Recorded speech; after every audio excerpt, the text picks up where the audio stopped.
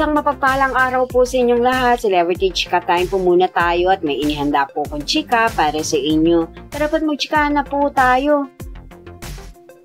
May Mendoza spotted sa Naiya Airport papuntang Bangkok, Thailand. Yes, mga maka-celebrity Chika Time, kaya pala wala si Mengay sa longest running non-time show na Itbulaga ay eto ang dahilan. At yan, ichichika ko po sa inyo mga maka-celebrity Chika Time. And of course, bago po tayo dumako riyan, ay nais ko po munang batiin mga team bahay, team abroad, at mga seniors natin dyan. Shout out po sa inyong lahat at happy Saturday po. Matapos nga pong mag-celebrate ng ikanyang ika-9 years anniversary in showbiz, ang ating phenomenal star na si May Mendoza ay hindi na po ito nakapag-Itbulaga. Yes po, marami po ang nagtatanong kung nasaan nga po si Mengay, kung saan po ito nagbakasyon dahil nga po sa kanyang ika-9 years anniversary. At isa nga po sa mga netizens ang nag-post po sa social media na namataan nga po ang ating phenomenal star sa Naiya Airport na palipad patungong Bangkok.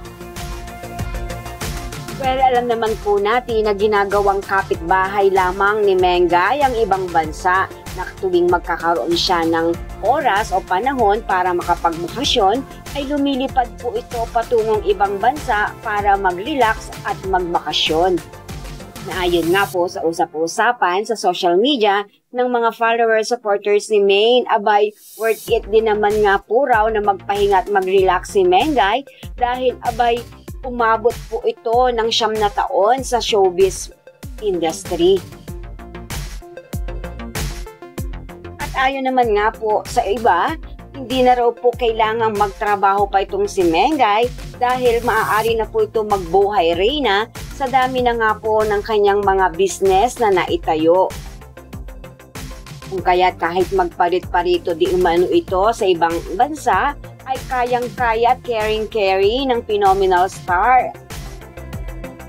At ang nakatutuwa pa nga po rito ay talagang ini-enjoy ni Mengay ang kanyang buhay.